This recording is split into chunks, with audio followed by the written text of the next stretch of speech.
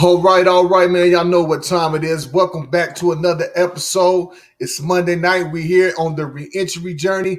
I am your host, Cordell Sims, and tonight we got a guest, and I'm honored to have him on. I met this brother through social media on LinkedIn, and we reached out. I've been looking at the work that he has been doing.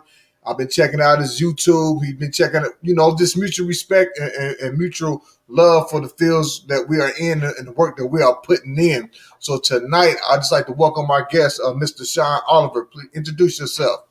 How you doing? My name is Sean Oliver. It's a blessing to be here. I'm happy to meet Cordell. I've been following his work on other social platforms, and so I'm just honored to be here. And I appreciate everybody who's here supporting exactly what he's putting out, reentry. That's right. So those of you that's tuning in, all the information on where Sean could be reached, through social medias, to website, to YouTube, all that information would be in the comment section. So if you're looking to reach out to him, if you got any questions, make sure you type it in the comments. We'll bring them up on the screen. He'll be able to answer all questions. So tell us a little bit about yourself. Okay. Well, I was born in Freeport, Illinois, to a single mother. And so when I was a little boy, I had a little paper route. And when I had a paper route, I went from one little paper route to two little paper routes to three, and then I had a whole side of the town. And so when I was young, I always had that spirit that I want to do things bigger. I want to do things better. But my mother oftentimes would see her struggle. And when I say struggle, she had a good job, but she can't buy everything. And so when I would see those times she couldn't buy it, or I see her come home tired, I'll be like, man, I need to do something. I need to do something. So, I got this paper route. And then with the illegal stuff, I started juggling the books because I started realizing some people pay early, some people pay late. And the way my mind worked, I started juggling, which wasn't no good look. And the funny part about it, I thought I was doing something right because I'm going to church, paying tithes as a little kid. I'm feeling like something. So what that led to, by the time I reached high school, on the surface, I'm playing football. I'm out doing my thing, but behind the scenes, we stealing, we doing other little things like that. And my morals just went down the drain. Meaning, say I met your dad, or say I met your mom, or say I met your sister. How you doing, sir? So on, so on. But in the street, it's something else. It's about women, it's about money, it's about hustling, it's about clubbing. And so then, bam, in 1989, I came down to Houston, Texas to go to Texas Southern University. I'm at Texas Southern. Oh, you can't tell me nothing. I'm telling you, I'm feeling myself. Make a long story short, I started hustling. I came up. I'm just feeling it. Meaning, can't nobody tell me nothing. It's like I don't trust nobody, and the people that I do trust, we all doing wrong, man. It's about money. It's about women. And for me, at the time, it just was important to me. It was just important to me. I just want what I want when I want it, and I don't care about who it hurts. Well, that eventually led me to catch a case, and it was a case for murder. So from 1992 all the way up to 2020 April, I was incarcerated. The best thing that happened to me when I was incarcerated was, one, I gave my life to Christ. And so what he did, where money and women were at the top, he put other people. So when I was locked up, I ended up on maximum security units. That's where I first hit. And I'd always tell them dudes, I'd be like, say, man, we better than this. And they say, what you mean we better than this? You down here with us. And I said, you're not understanding, man. I don't like people looking down on me. And I know for a fact we're better than this. So I tell you what I'm going to do. I'm going to do what I need to do because I'm going to help us. And they're laughing. We're on maximum unit in Texas, closed custody. That's what it's called, right before SAID. And so they like, how you going to help us? I said, watch. So I started making quality decisions. And quality decisions meant sometimes I need to humble myself and close my mouth. Other times I need to talk some situations out instead of getting a misunderstanding. In other situations, I just need to say no. And when I say no, a lot of dudes that I did time with, they hustle, they gang bang, they do all that. And I'm like, man, I'm not into that, man. I want to help. I say, when we get in trouble and we go down there to close custody, I say, y'all forget about them dudes. I say, but I remember what it's like to eat Johnny's. I remember what it's like to be on lockdown. You can have money on the books, but you can't get there because we're on lockdown for fighting. And I say, I ain't forgot them dudes. So when y'all talking about get this boss lady or hit this lick or do that, I'm not doing none of that because I'm going to help. And so eventually my custody got better and my witness got better. And what I was talking about, I was living. And when I was living that, dudes began to respond. And then eventually administration just different jobs. You know, when you locked up, you get different jobs, and I had different jobs. And so like the warden might say some of the major, and they'd be like, Oliver, how you come from closed custody all the way up here? I say, Jesus. And they say, what Jesus got to do with it? I say, because I put up with stuff that I wouldn't put up with. My attitude, my understanding, I pray. But I said, since you want to talk about it, let me say this. Why don't you give somebody a chance? Because I'm around here and I'm teaching, I'm preaching, I'm doing all this, but I'm not doing that to be seen. I'm saying, get them fellas a chance. And so they let us run different programs, whether it be a basketball tournament, or, you know, it sounds small, but, you know, like domino tournament, chess tournament. We just want to do stuff for the fellas, a talent show, something to promote what's right. And the dudes who, because I stayed locked up 27 years, so I know I stayed on the same unit for over 25 of them. So I know a bunch of people, and they was like, man, you said you was going to help. I said, you're not understanding, man. I'm not through.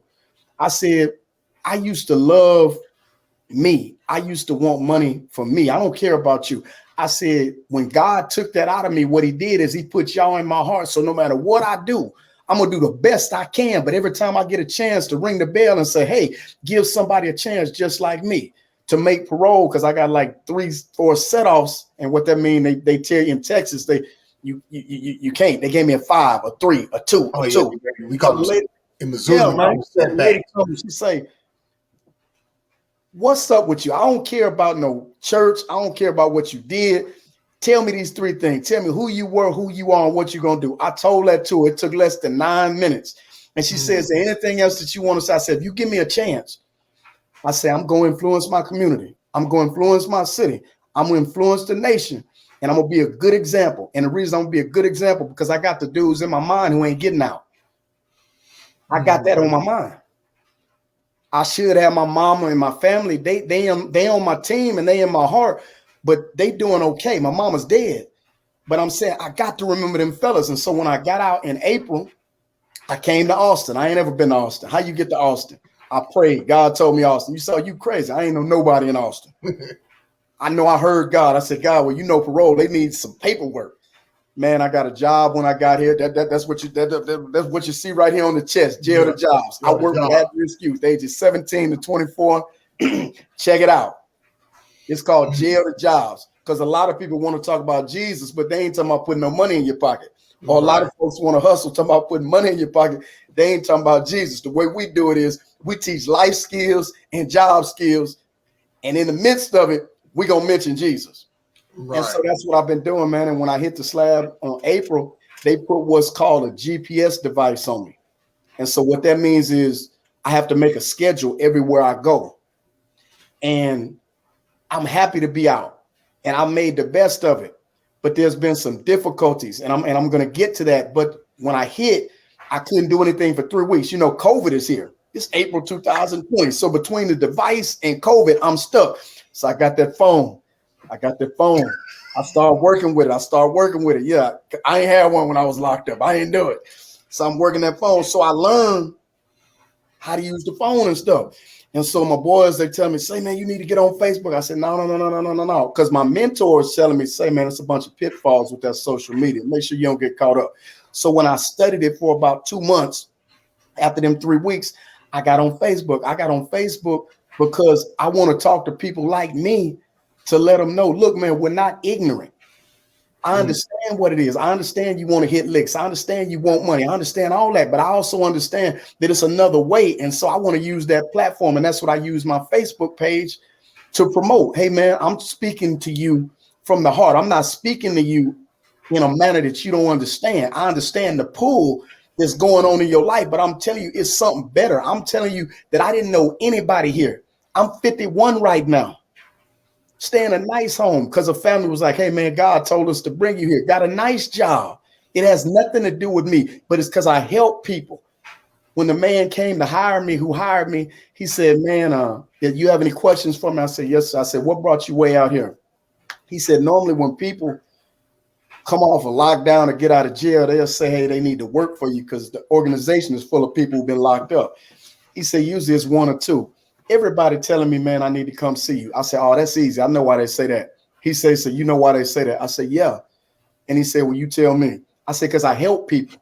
I like to help people. Well, I used to just grind. I used to hustle, and I used to be greedy, and I used to be mean. I like to help people. And so that same tenacity I'll be like, how can I help you, man? How can I help you? I'm not telling you that I'm Mother Teresa. I'm telling you it's in my heart to help you because I get help.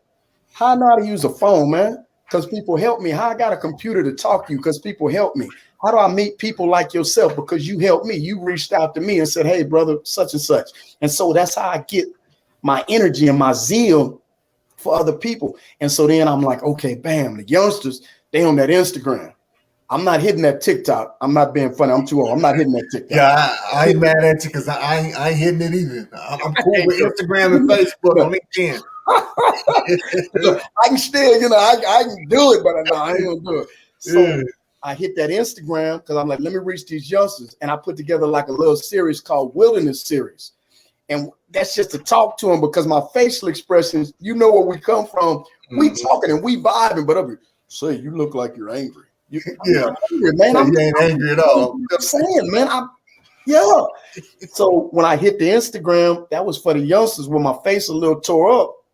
Some of my Facebook people, they look, some of the older people, they're like, Brother Oliver, are you okay? I say, yes, sir. Yes, ma'am. I'm doing okay. What it is this puts me more in the environment where I come from, and so I'm speaking to the men and the women in a language that they can understand. Right. It's not that I'm different. It's just that speaking like this, I don't want to listen to you. I'm like, what's up, man? What's happening? Like I got two 17-year-olds at work. So one missed one day last week. The other one missed this week. I sit down with him at lunch. I say, check this out. He who is faithful in little is faithful in much. What you saying? I say, you see that car out there? That's bought. You know what this is over here? That's where I live. You know why? Because I'm over here cleaning this dog doodle with y'all. Because in our organization, although I'm a supervisor, I don't sit up with my arms crossed. I'm like, yeah, man, y'all get that. We clean dog kennels in the morning. And then at 12 o'clock on, we walk dogs. We train dogs with the training that we receive from a professional. And so we got construction. We got T-shirt making. We got the animal shelter. I say, ain't nobody here but us, man. I say, but if you get in your mind, pay attention to detail, and you get in your mind excellence, you say you want to be a rapper. You say you want to do this. If you get in that frame of mind, that's how it's going to go down. And he like, I get that. And so that's why I hit that ground. Then I came back and I got a partner. He was a choir director, and he's silly. When I say silly, I'm saying respectfully. We see things different, man. We see things different because he goes back and forth with some different things, you understand? And so I said, well, man, let's do a podcast. I say, because really teaching on video is my thing, but really talking to people is your thing, man. You're very relational. And I believe that you're an exceptional individual. So let's start this podcast. And I say, if you blow up to the moon, that's cool. I'm just going to help you because during my 3 weeks, during my 2 months, I learned how to do this and I can put this together. So we got a podcast. And then recently I've been reaching out a little bit more because COVID is easing up and where I can't get out because of my stipulations, meaning I've got windows of time. I have to be here, I have to be there. I was able to reach out to a young lady and she was like, hey, I write books, so would you like to collaborate with some more people? And so I got on a Zoom call with them, and there's 11 total, myself and 10 other individuals. And we wrote a book, and it's called Unveiled Transparency, Battle Scars Unleashed, Volume 1. And so the reason that I participated in this because when I'm listening to them on the Zoom, I'm hearing some real stuff, man. I'm hearing some stuff. It's not like they just telling you their business like dirt and grime. They telling you their business, but they telling you the pain, but they telling you how they came through it. Just like I'm not whining about serving that time. I'm telling you, say, man, it made me a better man. I'm telling you that serving that time, that was an awful long time.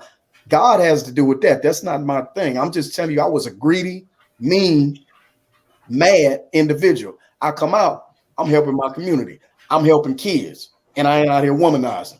So right. And so that's what I'm about now, man, just promoting positivity and using these social platforms to do that. I'm excited to help people, man. And it's like some people are like, how you get all that energy? And I say, man, you ain't been where I've been, bro. I said, I've been looking at men for decades. I wasn't getting out. And so now you give me a chance to get out.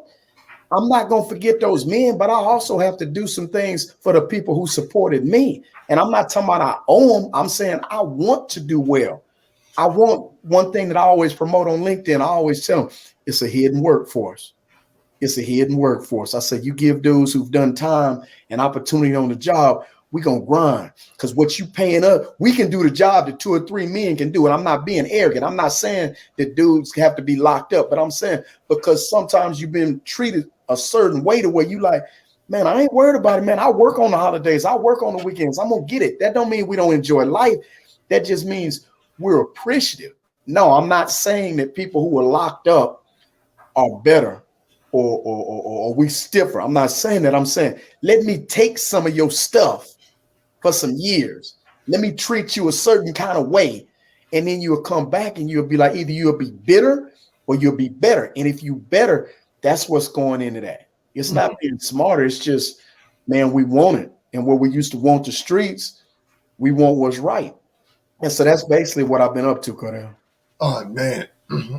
Man, I'm going to go back to where you said you was in the streets before prison, before Texas. You said you had just lost your morals. What did you think caused you to you know what I'm saying, just put your morals to the side at that point in time? When I was in 8th grade, about to go to 9th grade, I went to Christian private schools and private schools, but I played sports. So I begged my mom. I said, Mama, let me go to public school. I want to go to public school with the dudes I mess with. And she like, okay. So at the end of my 8th grade year, I knew in 9th grade, I was going to get to go to the big Ivy High School. Come on, man. The crowd's big. So I was at a church and they had a revival. And I've never seen this many young people, I'm talking about teenagers and lower, go up to the altar to accept the Lord. And I was sitting like I'm 5'6". I'm sitting on the pew like this, like that's good for them. And I felt something grab me and I did just like this. So I thought it was a muscle spasm or something from working out. So I'm like, man, come on. So I kept doing like that. And it was like something was pulling me like that, literally.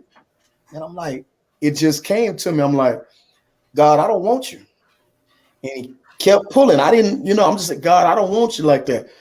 And I made this statement. I said, God, I want a bunch of money and I want a bunch of women. And a Christian, all these Christians, they got money problems. And I know they ain't supposed to have more than one woman. So I don't want you. And at that time, he let me go. And when he let me go, bro, when I got to high school, I'm a freshman. When they did senior skip day, I skipped. They said, what you doing?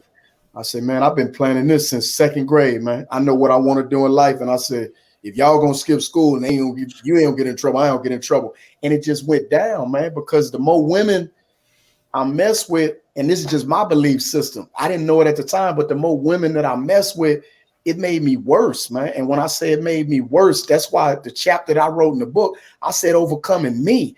Everything that I wanted to become, I became. And when I became that, I'm trapped.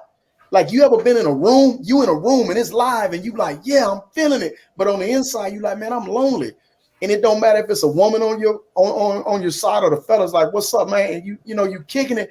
But on the inside, I'm lonely because I don't trust nobody. I'm hard. And it's like, I made me this way. And so all it did was get worse, because all that meant is my conscience just got less. And so I could do things at a drop of a dime. And some people was like, man, how you be doing some of that stuff? And I say, you not understand. If you give yourself over to something, it'll take you. I said, man, I sit up and watch movies and listen to music, and I just meditate so that when a move need to be made, I could just make a move. But the whole time, the man in me, I'm crushing him to where I'm an unfeeling individual. That's why I never got mad. They'd be like, Brother Oliver, you're doing so good, man. Your record is impeccable. I don't know why they're keeping you. I say, I'm speaking for me. I'm not telling them, because I was an animal, bro. What you mean you animal? You don't let nobody tell you, bro. If I have no conscience and I'm just automatic doing wrong, I don't care about anything other than me. I eat, drink, and be merry. What does an animal do? You throw a dog something, he just eat it. You throw a hustler who ain't got no conscience something, he eat. I'm eating. What they say? I'm eating. What eat mean? Yeah. Guns, women, drugs. He's the value in everything that it has value. You can't put nothing but value around. He's going to take the value out of it. That's right. And so when you went to, what you say, you were Texas Southern? Texas Southern. So you went down there on a sports scholarship, or you just went down there? Make a long story short, bro. No, I blew my GPA, missing 30 days of school my senior year. My mama went up there and told him, say, listen, give him the test, and if he can't pass, then hold him. I passed the test. All of them gave me D's. So my mama was always like, you need to go to historical Black university. I said, I don't want to go to an historical Black university. It's too small. It's more women at the big. I want to go to University of Arizona. And she like, well, your GPA say this. I said, okay. So I had coach call. He called other coach. He said, he 5'6". What he going to do? Say he fast. So he said, come on down there. We're going to see. I run a 4.4 in the rain. Yes, sir. It's raining. They say, man, we're going to run 40s a day. I said, I got it. Oh, you going to run? That's 4.47. I don't think that's right. Come on, man. That's 4.45. What's up? He said, all right, we're going to do something with you. We're going to red shirt you. We're going to red shirt you. We're going to see what you're going to do. You do right. They red shirted me. That was it. I'm with the Hustlers. So no scholarship for you. I see the fellas in the hallway and salute them. I say, man, this money too good. That's crazy because I went through similar shoes. I got a scholarship in basketball. I'm from Missouri, so I went from Missouri to in the Atlanta area. Big difference, big shock, culture shock, and everything else. You talk about women shock, and you know what I'm saying. You seeing things that you just ain't never seen. It's a whole other different environment, nightlife, and everything else. And that's how I got my hustling ways. Once I got into that, my hustling ways transitioned right into that. And even though I was on the basketball team and stuff, I was really in the streets doing what the streets do. So that's why I was asking, because if we kind of a similar thing, you know, coming from Illinois to a Black college, that's, you know, that's a different type of ball game right there. You know, that's how it was me going from Missouri to just right outside Atlanta. And I got access to Atlanta just like that. You know, 10, 15 minutes, I'm in Atlanta. So I most definitely could understand that. You said one thing that struck to me, though, said when you got to prison, you had to put God first. And I always talk about you have to prioritize what you value in order to align your values with that so you can be of value. Why was it important for you to prioritize, now that you locked up, to prioritize everything and put God first? Okay. One, because he healed me of a broken heart. So what happened, I got locked up. My mama told me one time, she was like, say, you need to let your fiance go. I'm like, man, that ain't what's happening. She say, I'm in Atlanta. You calling me in Atlanta. She's from California, but she was going to Tuskegee. You got me on another time zone, calling her on a three-way in Tuskegee. That's not no life. So when I let her go, it hurt me because out of all the women that I had, I was only in love twice. This was my second love. And I'm like, mama, that's going to be my wife. And she like, if it's meant to be, she'll come back to you. So when I did that, I made a quality decision, but it was messing with me. And I told God this statement. I said, God, I say, I've never said this in my life. I said, right now, if I get out, if I get whatever amount of money, or if I get whatever woman, no matter how she look, she's not her. And so if you'll heal me of my broke heart, you don't make deals. I'm not lame. But if you'll heal me, I won't go back. That wasn't a bargain like I go back. I'm broke and I need you. So when he did that, I always keep in mind, if I ever go back to the streets, or I ever go back to womanizing, who can heal me if it break me? And I know can't nobody do it because it wasn't a mental break. It was some on the inside.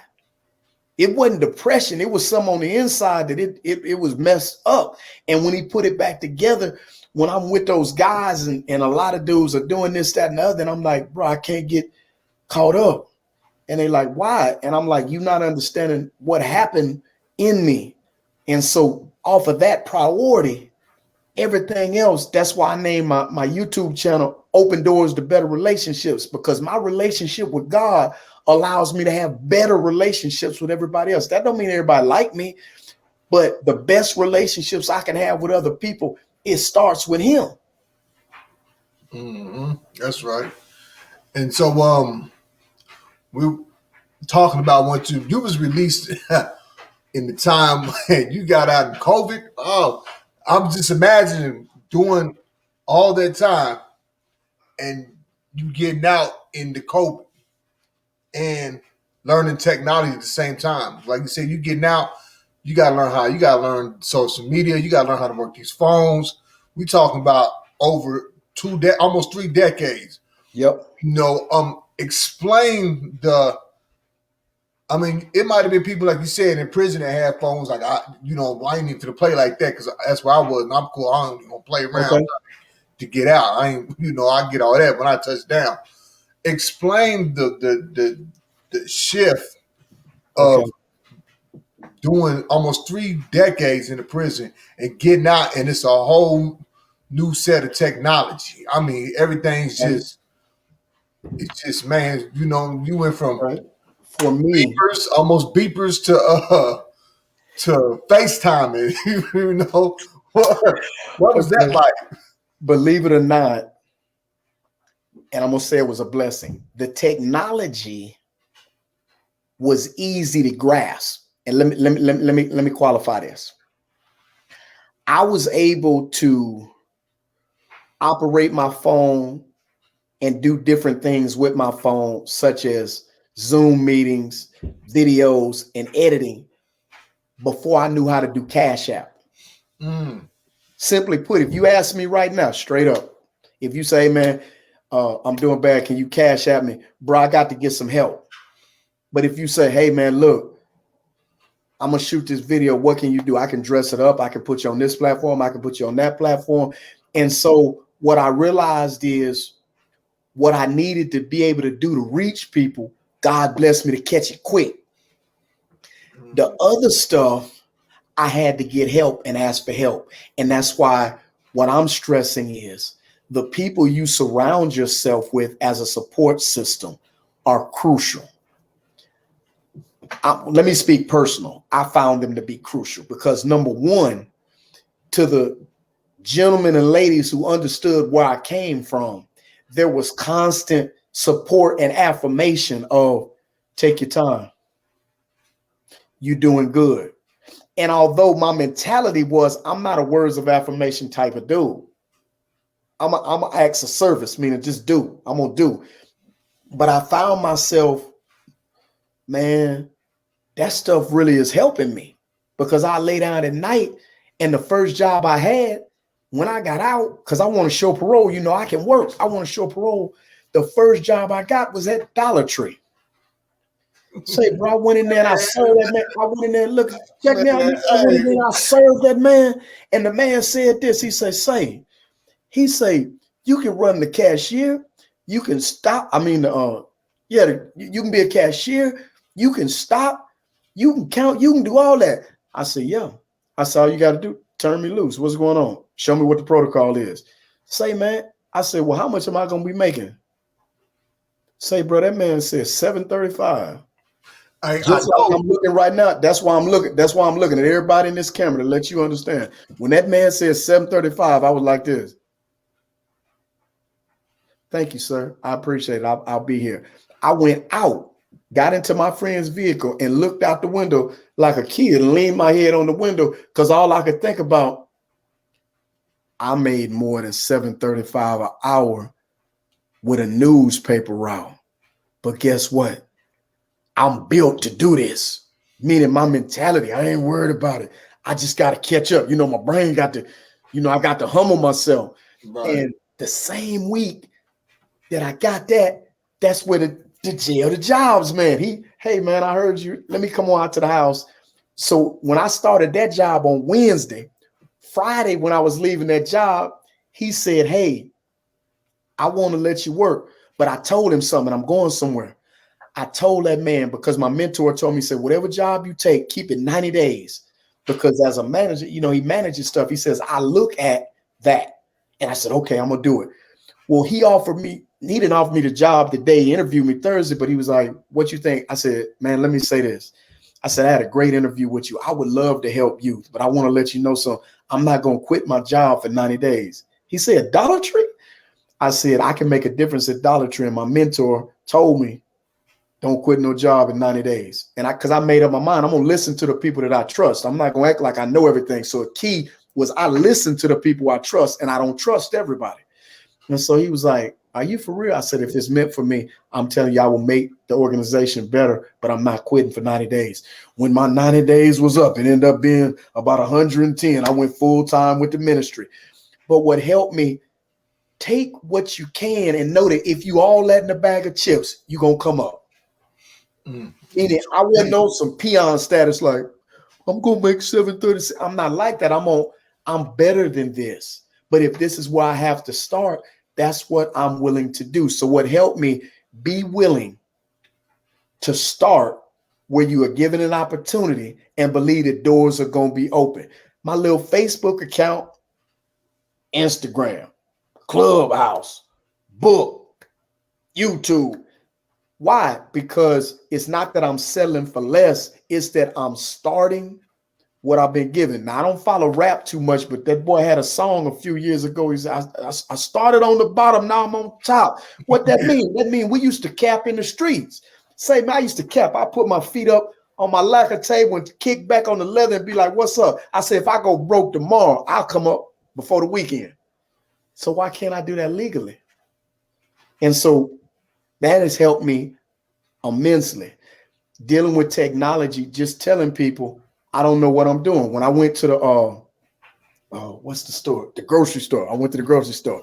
So I had heard the stories, the fellas hit the store. Man, I walked up and it was self-checkout. I didn't know what to do. So I'm prepared for the self-checkout, but I don't know how to do the self-checkout. Right. So what I tell you, I don't worry about what I can't do. So I walk, I got my little bag. So I spot a dude, a youngster, because I don't want to talk to no woman because I don't want to think I'm scared or nothing. So how we do it. I see him. So I stepped to him. I said, say, bro. I said, can you help me do this? Now, I might have should have, took a look. He did like that. He said, I can help. I said, I appreciate, I put that. Yeah. So he helped me. And then I say, I really appreciate you, brother, son. Because, I still had a little bit of pride. So I just stepped to him firm with, brother, help me. And so, check out my last example. That was where you can use that you can use a little bit of that, some of that. My partner told me, say, hey man, why you always spending cash at the gas station? Because we'd be on the phone when I'm on the way to work. I said, man, I don't know how to use the credit card, and I don't want to mess around and put it in and it take too much of my money, and I don't know how to get it out, and then when somebody gonna try to jip me. Yeah. I'm just telling you, you want the good, the bad, the ugly. So I say, look, the next time I go, I got my bank card. I said, I'm gonna have you on the phone. Just tell me. So I'm on the phone. He told me, and I did that. So what helped me, starting where I can, believing that I'm better than this, but growing. The next thing, a little bit of that brashness, or boldness, or swag, whatever you got. Step to some people in the right way and say, man, I'm not scared to ask you for help, but can you help? That's not me. So but then over here, say no to the people who've gone out before you, just like yourself. Take some good advice. So those have been ways that the technology right there, bro, that's helped me a whole lot. It's like when I was at work, they'll print the receipts, and I tell the man, I said, man, I don't know how to do that. And so, my coworker, didn't nobody laugh at me that I know of, but he was like, you don't know how to do that? I said, I don't know how to do that. He said, okay, I'll show you. But if I wasn't willing to do that, I know it's dudes right now in the streets because they not willing to just ask for help. Don't take this the wrong way, but I remember one time in the streets, dudes picking up guns they don't even know how to use. And they're like, man, what happened? Well, all you had to do was ask somebody if you don't know how it worked, but you too silly. You almost die because you don't know how to pull the safety off the gun. And no, man, I'm going to ask. Yeah, you got to ask. And I'm sitting here tripping off of, I worked at Dollar Tree too when I got out. Okay. Yeah, I was a stalker. I went in at 5 in the morning and I stopped 5 in the morning to 11. Made like $8.25 an hour. I ain't have no plex with it. Wasn't no problem with me. I was just happy I got out, and because I knew what I was building, and I knew I had to start, like you said, at the bottom and build my way up. I done did it in the streets. I'm just like you. This is where I got to start. This ain't nothing but the base. I'm cool with it. I ain't got no problem with it. So when you said Dollar Tree, that's I was like, man, because I was there too. I worked at Dollar Tree too. Went there 5 o'clock every morning. Got up, faithfully went. Ankle bracelet on my leg and everything. I'm real talk. I'm not gonna forget Dollar Tree. Somebody like, what you saying? I'm saying, bro, it right now what I'm running into, one of the difficulties. I didn't know about the background check when you try to get apartments and different things. And that's my next for myself and others. Like, say everybody talking about these bills and legislation. You have people who we can't get housing. My felony is almost 30 years old. I'm not justifying it. I'm saying I'm guilty. Mm-hmm. And I understand the repercussions, but I don't think that that's right. That just because you have a felony, they're discounting you from living. I'm not even telling you living in an area like, because people got all kind of crimes. I'm merely saying that I believe that there should be some legislation to help find housing, because if you don't have housing, say, bro, that's a revolving door. You picked the wrong neighborhood. I talked to a woman the other week and she said a support system's not enough. And I said, hold on, break that down. She said plenty of people got a support system, but they don't have the right support system.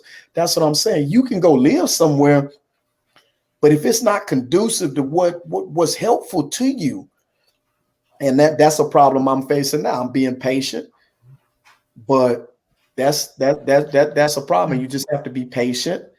And you just have to look, because guess what? That same conversation that you've had all your life, you still got it. And there's going to be somebody that's going to give you a chance. There's going to be somebody that's going to make me a winner. And guess what? I'm going to help the neighborhood. Yeah. And housing is really, man, that's that's in the top, top 3 or 4. And it's crazy because I always, like, when I coach people and when I'm mentoring those getting out of prison, one thing I always ask them, I'll be like, you got a housing, you got a home plan? They be like, yeah. But I'm like, is the home plan good for you? Because there's been times where, I had a home plan to get out of prison, but it was right back into the same environment. It was an unhealthy housing situation, and it really wasn't no good for me. Right.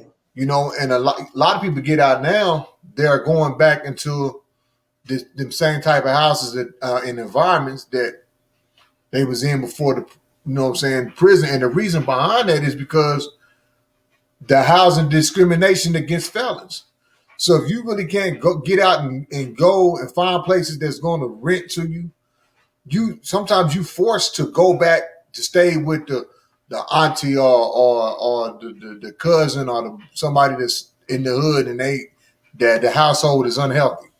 I've seen it, and being on this side, and you know this to be true. I know a lot of people might not notice unless you've been locked up before, but when you come back to jail or back to prison, people always question, why you come back? You got out. Well, I had never gotten out, but I'm telling you, I'm saying this. Without some intentional help, I can easily see why people get frustrated, get discouraged, feel like they have no other choice other than to commit crime. I'm not saying that it's a force issue, but I'm saying when you are constantly told no, and it is constantly thrown back in your face who you were, whether it's by your friends, like, man, you working at Dollar Tree, that's how you doing it. You see what we doing? And so I'm saying, if there's anybody watching this, don't give up, bro. Don't give up. And the people who are laughing at you, or the people who don't have patience for you, those are truly not the people that you should have in your life. Because I'm telling you, the same way I'm saying I see it's hard, there are people, different races of people, different backgrounds that will help you. Just do your part, what you can do. And sometimes your part is just say, I need help. Sometimes that's enough. But other times, and some of you know who I'm talking to, you can think you got a little help, but it ain't what you want. It ain't what you expected. Man up, bro. Man up. I'm not saying man up like man up. I'm saying remember them cold Johnnies. Remember them lockdowns. Remember when you ready to go, but these dudes over here, they acting silly. You understand what I'm saying? don't forget them times, bro. It's easy to get out here and get caught up and be like, man, like the cold weather. When this cold storm came through, I'm checking out some of my partners posting these videos, and I told some of them, I said it just like this. I say, bro, we used to, in the middle of winter, the AC come on. In the middle of summer, ain't no AC, not AC. We didn't actually have AC. So let me say that they just opened up the vents so some air. I say, man, you built for this. I'm not saying it's not hard. I say, you built for this. You got blankets, you got clothes, man. We had one pair of socks and some. Come on, bro, put your coat on, man. And I'm not saying that it wasn't hard, but I'm saying, if anything, we built for this, man. Don't forget what you did learn from being locked up, what you missed out on, who died and you couldn't make the funeral. Replay all that, and you'll get through. And when you get through, you'll be just like my man. You're gonna be able to help others. Mm-hmm. True indeed. So if it's one word that you can use to describe this journey, to describe this process, what would it be?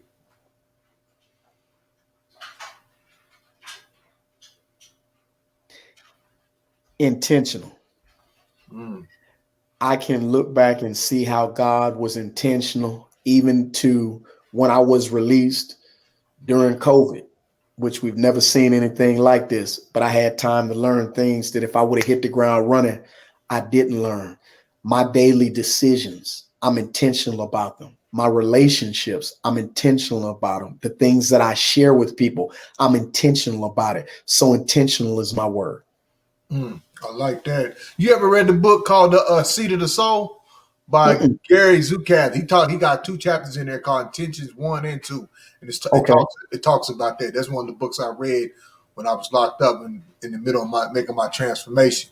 Yeah, it's because it's talking about intentionals, you know what I'm saying? Being intentionals on everything that you're doing, your intentions and how it plays. It was talking about even in relationships, like your relationship, if you or your mate has an intention that you really don't want to be in that, so you do things intentionally to push the other one away so you can get out of there, or even you intentionally start, you know what I'm saying, looking at another person, how that comes around and draws a wedge and plays everything out. So I'm glad you used that, because I'll be trying to explain that to people, and some people be looking at me like, what? I'm like, yeah, intentions, you know what I'm saying, be intentional. So I'm glad you used that word. But I learned about that. I bring it up because I learned about that in that book called Seat of the Soul by Gary Zukav. Okay. It was one of the books that, you be locked up, you be seeing Oprah's and, all the talk shows, #1 book club. I seen it on there. So I said, #1 book club, 25 years. Let me check this on out. Since I end up having it ordered and somebody sending it in to me. And then I read it. So, yeah, it was a good book. So what's next for you? What can we look for the future from Mr. John Oliver? Well, my website that I just put up just for the landing page, I had to learn all that. That's new. I came together. We were talking about it earlier. I came together with 10 other individuals, and we share our stories of transformation. And the reason it spoke to me when I was on a Zoom call with the individuals, because what is the thought that came to my mind? Everybody wants to be seen in the best light, including me. But how many people are comfortable enough in their skin, share how you got there? And so in this book, 11 of us share what we've been through to become who we've become. And it's called Unveiled Transparency, Battle Scars Unleashed, Volume 1. And the reason that I came together with the individuals, besides that, is I'm learning. And the young lady named Carolyn, she's kind enough, there's different things I didn't know about publishing, different things I didn't know about books. So you can be expecting that. My brother, he already put that up there on that www.authorseanoliver.com. Pre-order the book, because what I'm doing, the first 150 copies, I'm coming out with a pen, and I'm not signing it like I'm famous. I'm signing it, but I'm going to put a note, because if you took time to buy the book, I'm going to pray and put a note in there. You're going to do that to all your books? Yep, I did it for free in prison. We used to have a fellowship day. That means we come together, the ministry team, and every year I write little cards, and the ministry team averaged 90 to 120. You wrote little cards to each one of them? Yes, sir. If they're important to you, you can do it. So if you go to that site and you get that book, and the reason I'm saying pre-order, I'm waiting on my hard copies to come. Mhm. I'm going to put a note in there. I'm not telling you it's going to be an extravagant note, but I'm telling you I'm going to pray, open myself up, and put a note. The next thing is I have a radio program that's going to probably start in the next 2 weeks. And I met a young lady named Jamaica, and she has a ministry called BPGinspirationstation.com. Big Pretty Girl Inspirational Station.com. I'll be on Monday mornings from 9 a.m. to 10 a.m. And the name of the radio program that I'm doing is called Open Doors. And you say, why you say open doors? Because decisions like doors lead somewhere. And so I'm speaking about some different subject matter about relationships. And the final thing that I'm going to do is keep connecting with people like you and making myself available to help, support, learn from. Those are the 3 things I'm up to right now. All right. Well, man, I appreciate you coming on, man, being a guest, sharing your knowledge, sharing your stories and experience that you went through in life and your steps that you've taken once you got incarcerated, you know what I'm saying, changing your priorities, prioritizing God, and started moving in the service manner, started helping out, and now that you're out, you're able to not rush into society with COVID coming around. So, like you said, COVID was a blessing because it allowed you to sit still and learn how to use the technology that you're facing with and everything that you face with getting out. Wish you the best on that housing journey. Man, anytime you want to come back on and do a follow up, and you know what I'm saying, 6 months to a year from now, where you at, you all, I mean, we're here for you. Any last words that you'd like to say to those tuning in? I would say that personally, 2 things that kept me throughout my incarceration, and they keep me now when things are hard, because things can get difficult. Just because I make the right decisions, I don't always make them easy. And 2 things that have always kept me in that. I know that God loves me and God wants the best for me. So no matter what I miss out on, no matter what I get, no matter what I'm going through, I always focus on those 2 points. I know God loves me and I know God wants the best for me. And that gives me the strength to carry on. So that's just something I want to leave you with. And I think that's it right there. I think we'll leave it off and sign off with that. I appreciate everybody that's tuning in. I appreciate you coming on as a guest. Feel free anytime now that you're in the reentry support group to share your knowledge, share your expertise in the group for those that maybe didn't get to tune in tonight or later on down the road. Just, you know, share what you've learned and everything. Once again, thank you for coming on. We appreciate you coming, sharing your story and being a guest. I wish you nothing but the best. Once again, thank you. And that'll be it for the reentry journey. It was real.